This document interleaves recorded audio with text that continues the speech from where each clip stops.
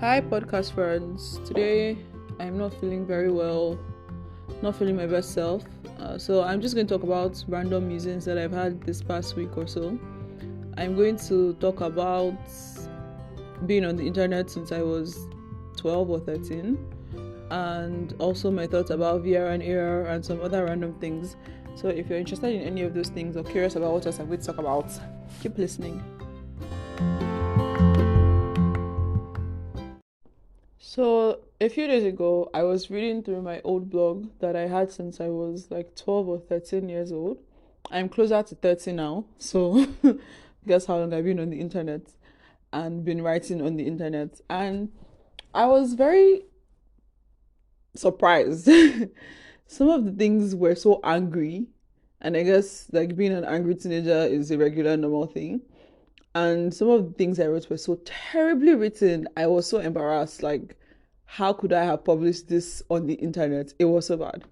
Don't worry about looking for the blog because I took it down, so you won't find it. But yeah, I was so surprised by some of the things that I'd written in there. And something else that surprised me is how some of the thoughts I had and the things that I believed about life are still pretty much the same in terms of like the core of the idea. I mean, some of it has grown and expanded and may look different a bit, but at the core, the idea is still the same. For example, one of the things I wrote on the blog was about how there's no such thing as the one for you. You create the one for you by being committed and dedicated and all of those things. And I still believe that. And I was 14 or 15 when I wrote that. I wonder what I was thinking about, but yeah, so I was very surprised about that. And then something else that shocked me was the quality of some of the things I wrote was very good. I was also surprised by that. Like, although I had some very terrible crap writing, I also had some things that were very, very, very well written. And I was surprised. Like, wow, that day you used to write. And I still write, I mean, once in a while, but I was shocked by the good quality and bad quality of some of the things I wrote.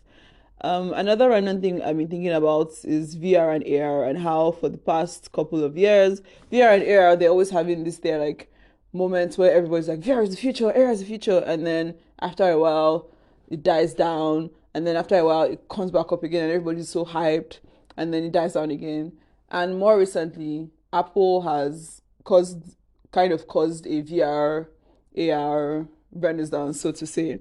And here's how I feel about VR and AR. I think that VR is still far from mass use, mass consumption, because everything that you need to use VR is too expensive or too heavy or too takes up too much space or something. And a lot of the time you have to, it's not just the VR headset you need, whatever the device is, you also need other things in your environment to be able to properly use VR tools.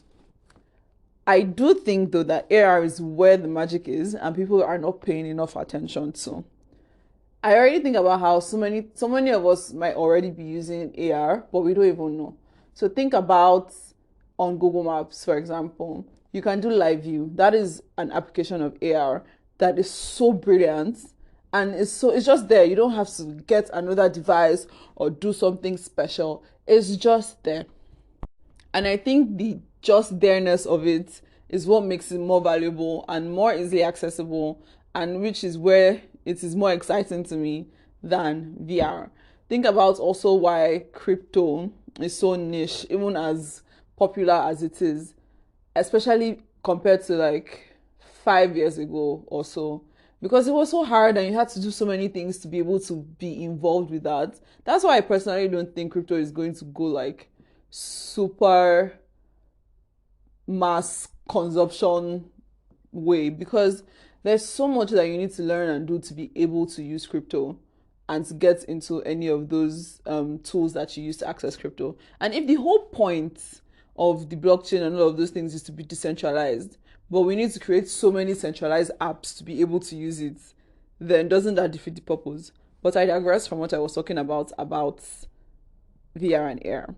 So AR, I think, is where people should pay more attention to, because there's so many ways you could apply that, and most times all you need is a phone, which most people already have, a smartphone, which most people already have, at least compared to like 5, 4, 3 years ago.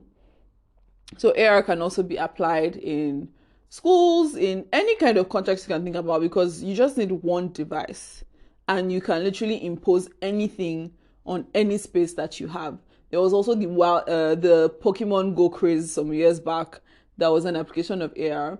Some weeks or months ago, I stumbled upon this area somewhere in Amsterdam where they had like a chess table and you could basically play the chess game with AR by scanning something, and then you'll be able to move your pieces and everything. And I found that very fascinating.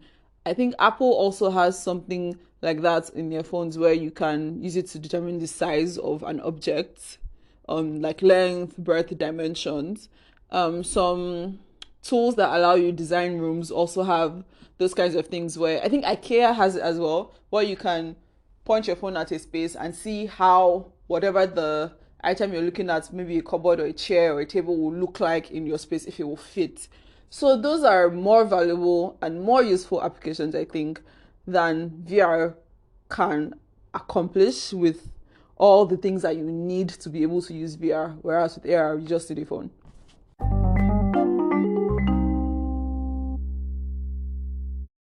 Another random thing that I've been thinking about is how in academia, a lot of time when you want to do a research paper or do some kind of research, you have to write about how it is so novel and how it is contributing to the field, something new. And I wonder why we have to do that. Why can't you just do research because you're curious? Like, why is that not enough? And I also think about how, like, centuries ago, right, anybody could literally just do anything that they were curious about and write a paper about it, and that is it. That is the foundation of some new other thing that other people do. But now there's so many rules and requirements and things you must do and meet. And I understand why some of those things might be, because some of the things they were doing in those days were wild, like live experiments on people without their consent or forcing people to do things. So yes, I get why in some cases there might need to be like review boards and things. But in general, why can't people just research things that they're curious about and have that published? Why does it have to be so long and you have to do this and do that? Things that some 100, 200, 300 years ago, and some of the best discoveries that we've had in humanity and sciences and the social sciences were things that people just did because they were curious and they thought it would work. Like, nobody had to do 1 million things to discover the frequency of light or whatever. Like, I don't know, but like, it was just, oh, I'm curious about this thing. I'm going to do a random experiment or do some random research and find out what it really is and if it's how I think it is. And other people can disagree and agree, and people say why they agree and disagree, and then things unfold. Somebody who I follow, I can't remember his last name now, but I think his name is Adam. He has a Substack where he actually wrote a very, very long essay on this same topic, and I will link to it in the show notes. But yeah, those are my random ramblings and musings and thoughts for today. If you have any thoughts on the things that I have shared, share in the comments. And you can also share any random thing that you've been thinking about, but you don't have like some scientific backing or explanation or whatever for it. Thank you for joining me on today's episode of A Couple of Things. If you enjoyed this episode or found any part of it insightful, don't forget to share with your friends on your social media, and be sure to leave a comment or a review if you can on your podcast listening app. Thank you.